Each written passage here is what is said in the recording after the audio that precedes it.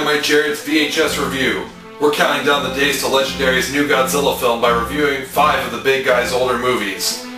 We're starting off today with 1968's Destroy All Monsters. So let's pop this fucker in and check it out.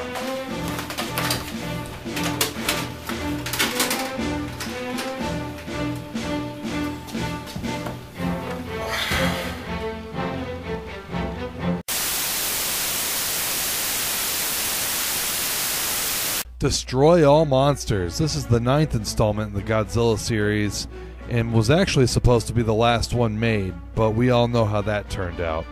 This one was a pretty big deal at the time because it marked the first time that Toho just took a shit ton of monsters and threw them into one film. There's some pretty big names here like Mothra, King Ghidorah, Rodan, Anguirus, and that little piece of shit Manila. I hate that fucker. The lesser-known monsters in the movie are Gorosaurus, Kumanga, Manda, Baragon, and Varan.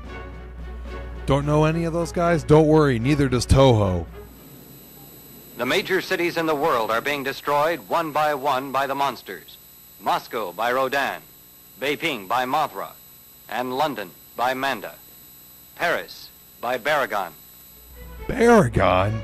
That's not Baragon, that's Gorosaurus.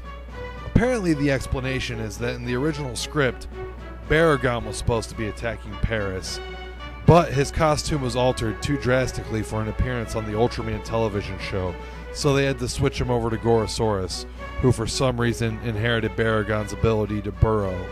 I don't understand why they couldn't just go back and reshoot the newscasting scene though. The error is in both the Japanese and the English dubbed version. I always love older movies that are set in the not so distant future.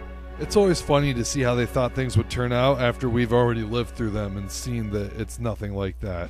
This one is set in 1998, a year that, as we all know now, was a landmark year for Monsterland, an island where giant monsters are held captive and studied by humans. The movie opens with a narrator explaining Monsterland, so you immediately think that you're just watching some fucked up documentary about how Godzilla and other monsters live. If the monsters try to leave the spaces provided for them, a special control apparatus goes into operation.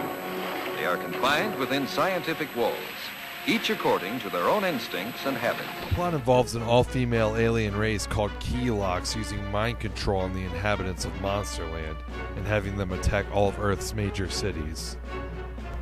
The humans find a way to break the mind control on Godzilla and the other monsters, and so the Keylocks send out King Ghidorah to do battle with them. King Ghidorah has the upper hand at first, and after he beats the fuck out of Anguirus, the rest of the monsters jump him and beat the living shit out of him. It gets pretty brutal.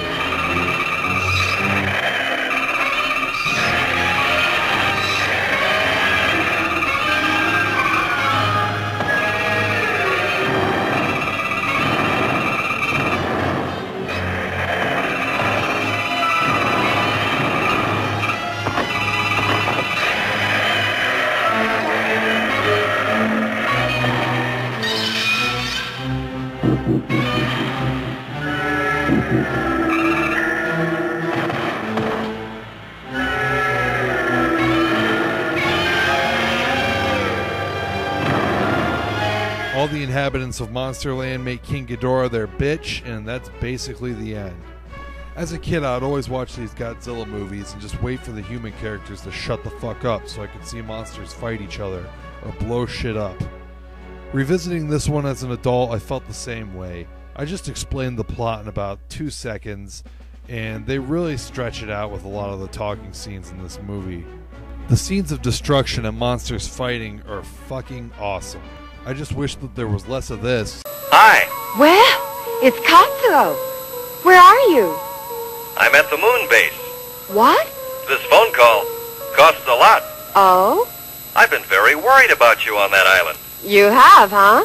You can see that everything's fine. Right. I really wasn't worried about you. I was more worried about Godzilla. Oh. And more of this.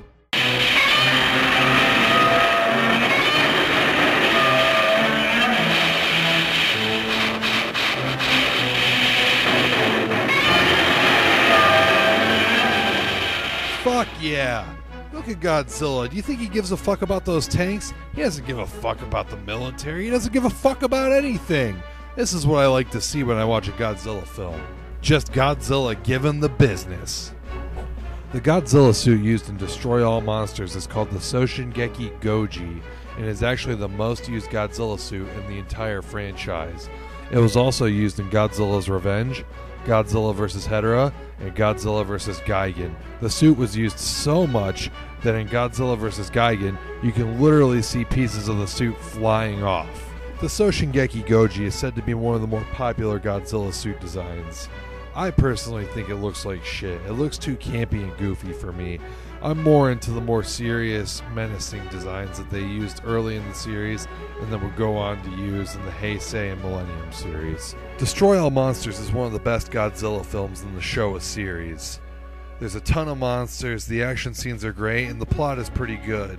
It just gets dragged down by a lot of the talking scenes. I'd say check this one out.